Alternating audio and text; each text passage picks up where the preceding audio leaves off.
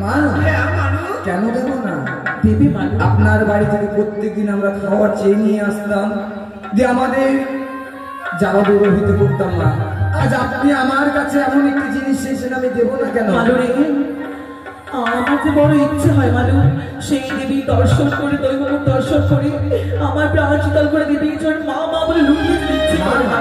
আপনি বললেন না গঙ্গার স্নান যাচ্ছেন? হ্যাঁ, সেই গঙ্গার স্নানে চান করে ভিজা কাপড়ে ভিজা চুলে আসুন আমাদের বাড়ি, মায়ের ঘর বাড়ি দেবো আপনার মা।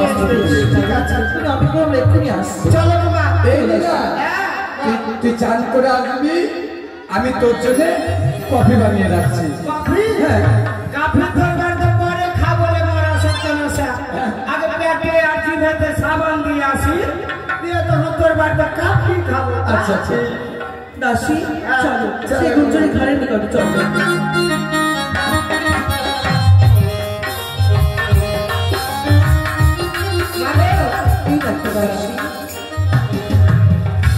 এই যে চলে এসছি, তুমি চান করো, আমি কলস নিয়ে নিই। বেশ।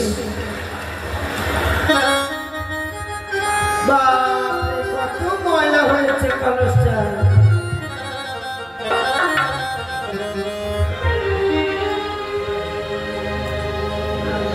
আমার কাঙ্ক্ষের কলসি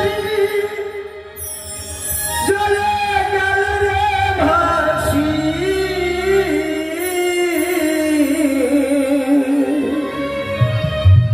মাঝিরে তোর নৌকারি ঢেউ